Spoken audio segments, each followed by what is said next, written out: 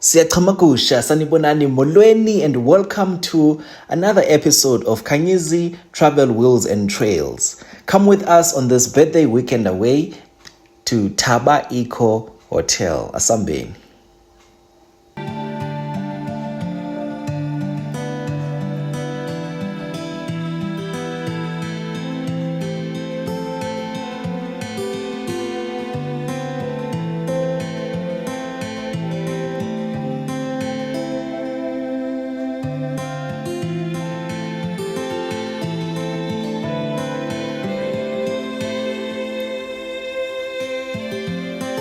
Yes, we have arrived at Thaba Eco Hotel.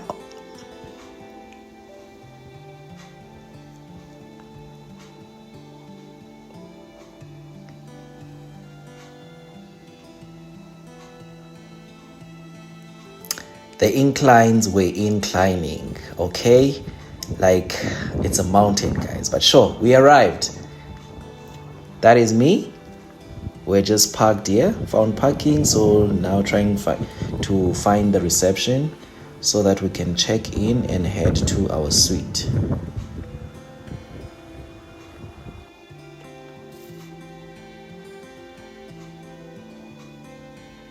So this is the waiting area, not far from the reception. They even serve you drinks as you wait. Those are the ferries they use to take you from reception with your luggage to your suite. So sure, we had already checked in. We are in the ferry now, all the way to our suite. We have arrived. This is our suite. Tala! Todo! Sharp. So we'll start from here. You put in your card there. Then the lights will turn on.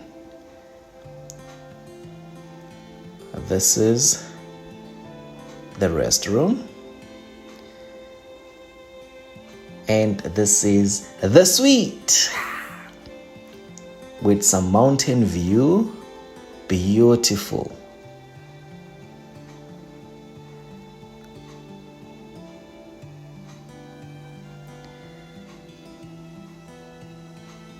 There's an iron, there's a heater, and the safe! That's me. Some mountain view, guys. This is the ultimate suite you wanna book when you are booking at Thaba Eco Hotel. Because of that view, guys. But I think apart from the views, the ultimate thing I loved about this place is this. You have a complimentary bar fridge.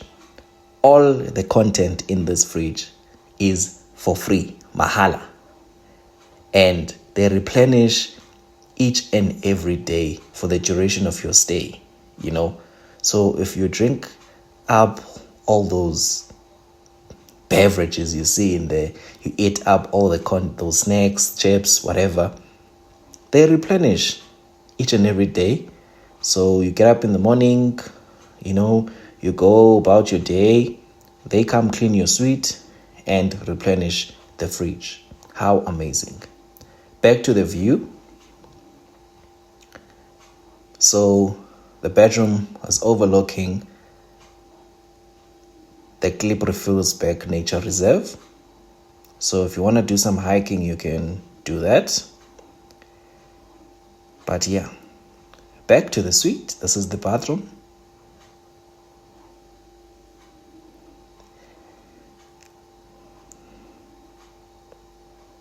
So yeah, came here with my family. My partner being my family. So yes, that's his and hers. Beautiful bathroom, you've seen. So every time we're heading out of the suite, wherever we're going, you just call the reception and request for the ferry to come fetch you. Anyway, This is the swimming pool. It's the pool area. Like, this place is to die for, guys. You wanna experience this. This is the outside of our suite. So there's blocks and blocks of these apartments. Like I said, it was a birthday weekend, so yeah. This is the next morning. So we head to the Crown restaurant. That's where we had our breakfast. It's complimentary. So yeah, everything is inclusive.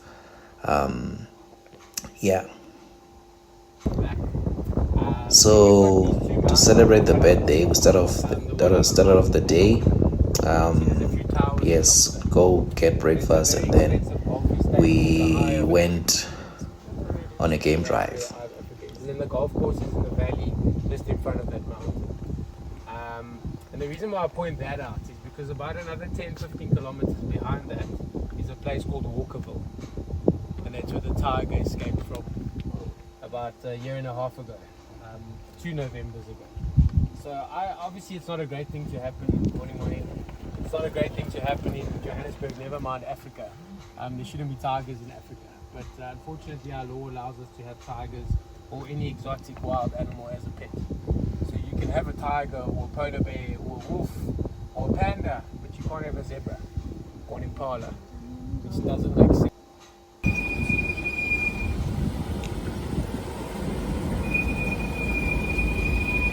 I promise you the brakes are fine, they're just waiting. Off we go. A lot of people get nervous and think, oh, we're going to make it down this mountain.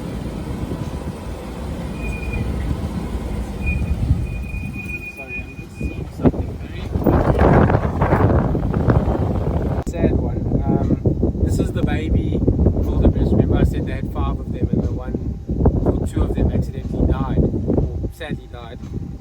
I don't know if you saw while we were driving there, they all just started chasing each other, and they all scattered. This baby got caught underneath the stampede of the adults. So she died under this tree here. But obviously something ate the animal. It didn't just die, right? Something's been eating it. That's why it was obviously moved from that sign to here. Now this is the perfect time for me to tell you about our predators, because we have got predators here. I keep forgetting I don't have my book here with me. So let me show you our predators. The first one, I'm sure you all know. The jackal. Yeah. They all live in the rocks up there on the mountain. There's a cave in the left-hand side of those rocks. So they all live up there. We've got 9 or 10 of them. So not too many of them. And then we heard 4 puppies calling the other morning. So maybe 14 of them. The more we have, the better as well for controlling the animals population. And then we have 2 cats. This is the first cat we have. It's called the serval.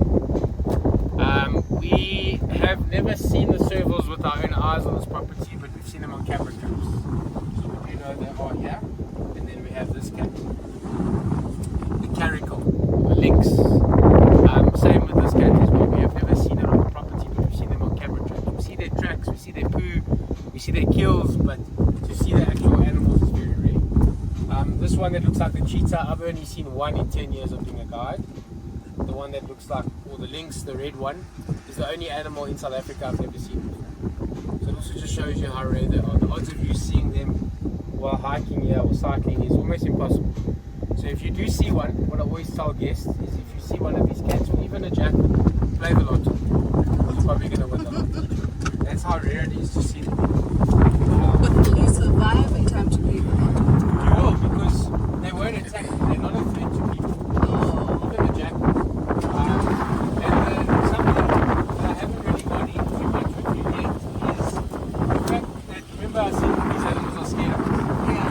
So it enables us to get a lot closer because they can't see us under the roof. But when animals do realize it's humans, like you saw those animals running from those people, the last thing a wild animal wants to do is attack a human, because they don't know how vulnerable we are. They think that we could kill them a lot quicker than they could kill us. So that includes lions, leopards, elephants, buffalo, rhinos. They're all scared of us. And that's the only reason we can do big 5 drives or drives like this, is because we know that the last thing these animals want to do is attack us. That's why it's important that when you follow an animal, you start walking towards it.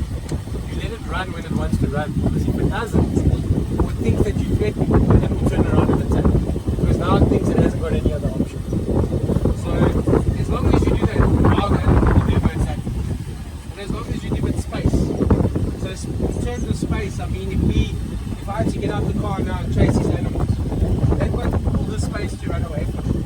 But if they were laying under the tree there by the dustbins, and I rail it, and they haven't got us, they're a bit closed in there. And the odds of an animal attacking you is a lot higher.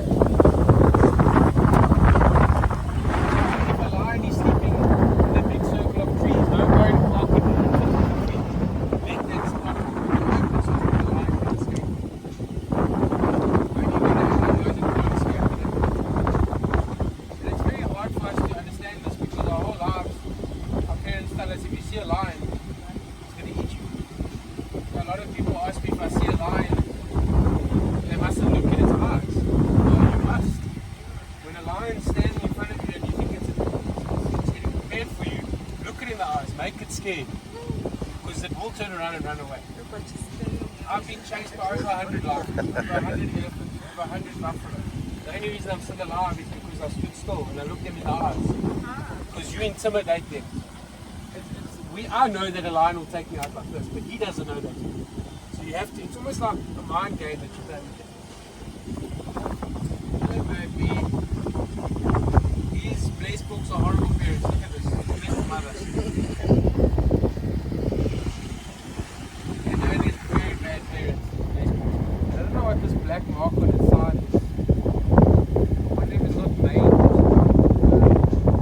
The baby still looks okay. You can see it's already got its leg, it's already shaking its head.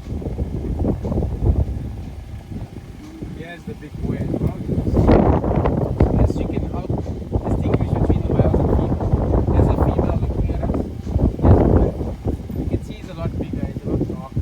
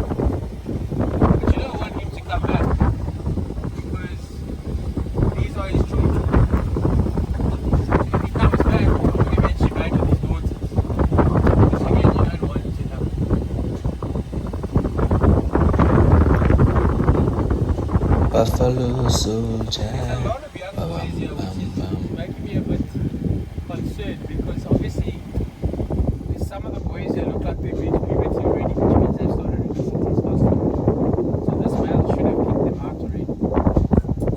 So let me explain this to you. This is also something that's very weird. When these males have offspring with their females, they think they're all females.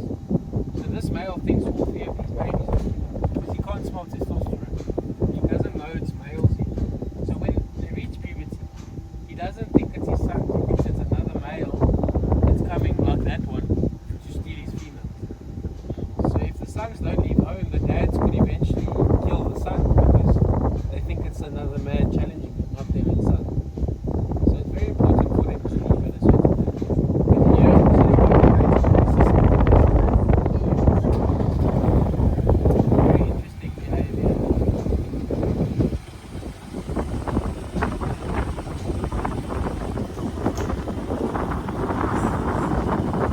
Not very pretty animals, eh? Their cousins are part of the ugly farm. The one I showed you on the front. Very hard. Any other can look.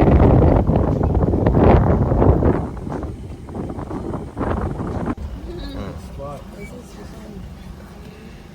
Oh, and then you've got 3 eagles flying above us on the left as well. Those are those eagles? Those two definitely are, but I don't know about the other one. These are the black eagles. These are the ones that fly from the botanical gardens. They nest on top of the waterfall at Walter Sisulu Botanical Garden. Oh, there's another there in the Eagles. Oh, you mean the antelope? Sorry. Oh, I thought you meant. So this is called a blazebok over here. So this is why I don't like the public out here all the time, because look how they're scaring these animals away. Can you see that? All of them are walking and these animals are running. But we'll go and find them anyway just now.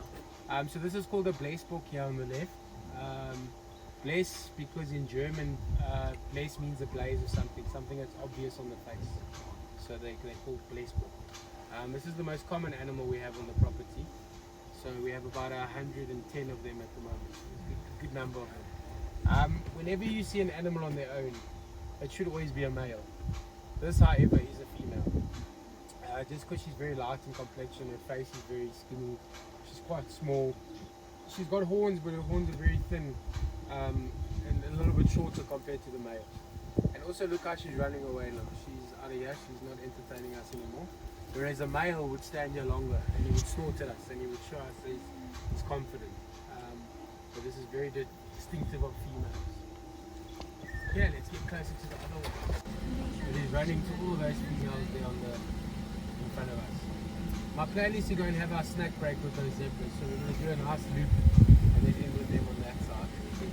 But they're not on their own, but those are both males. Sometimes you can find bachelor herds. If they're on their own, they don't want to live on their own. They'll find another male to live with. So those are just another two boys that don't have them. One of our animals here is Tim. Yeah, all There's one man in charge of many females and males.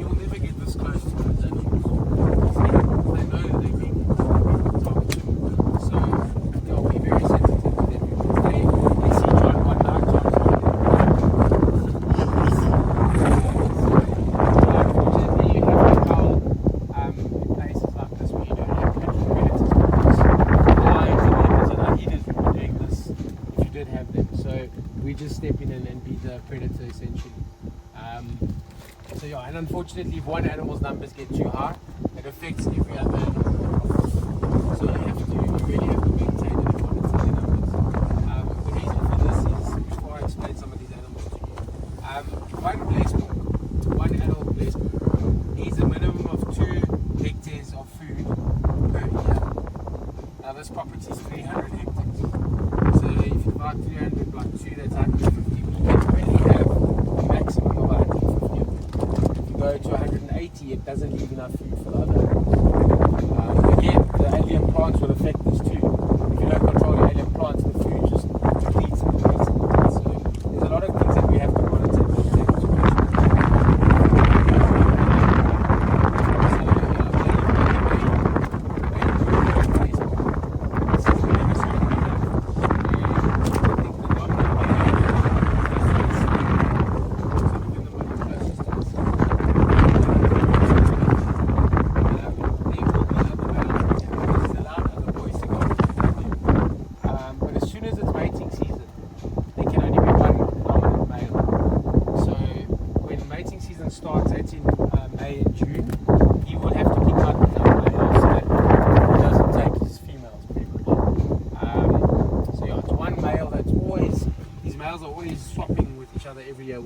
once a new male every year, because let's say for example this guy stays in charge for the next 5 years, he will eventually mate with his great-granddaughters, so you need a new male every year to bring in new genes to the herd. So yeah, hopefully he does get beaten up this year by another male, these two that we saw together, these two boys, could eventually also just walk over here and challenge him. And whoever wins takes over the herd of females. The only reason, pretty much one of the main reasons why they are polygamists is because when the babies reach puberty, the boys have to leave home. The females stay behind.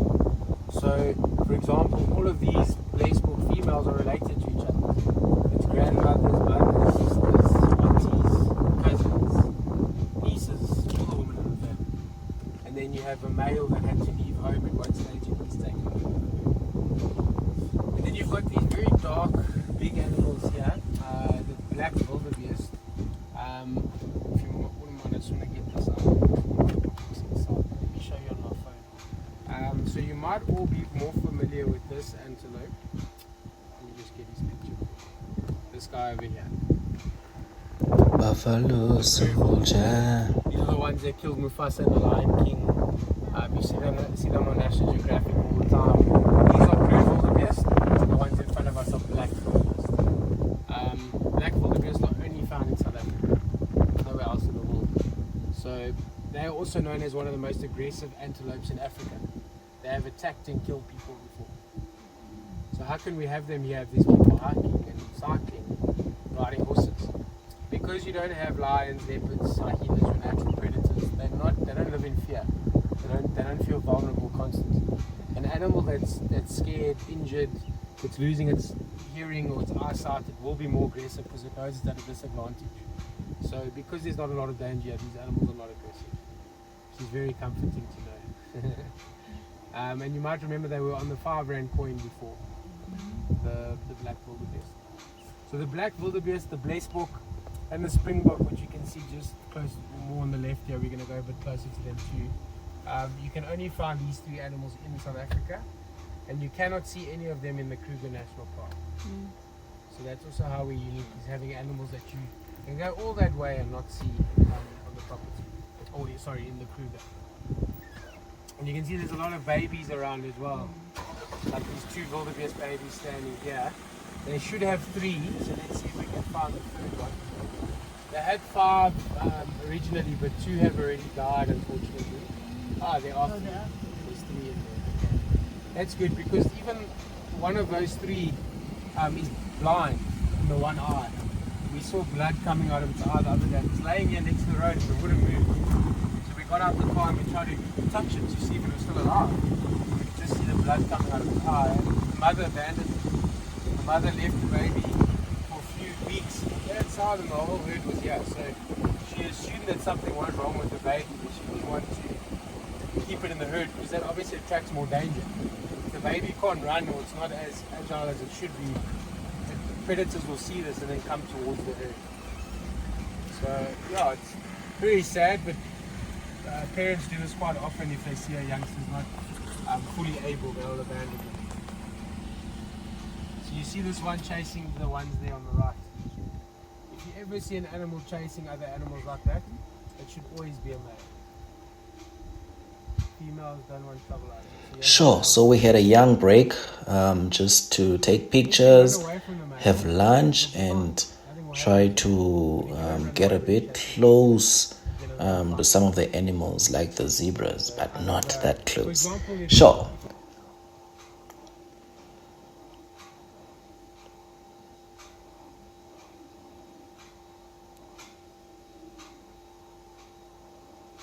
We really had a good time and we had some mimosas.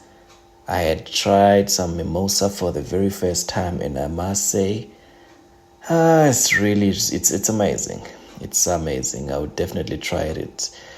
I will try it again for the 2nd time, maybe the 3rd or 4th. Who knows?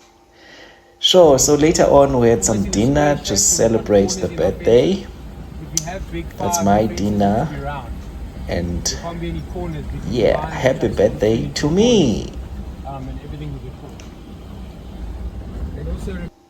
That's it. It was time to say goodbye to Thaba Eco Hotel. We really had some wonderful time here, guys. I definitely recommend Thaba Eco Hotel. Come and visit this place. There's plenty of things to do. They've got venues for hiring as well. So if you want to host a wedding, birthday, or whatever, try them out. But until the next time.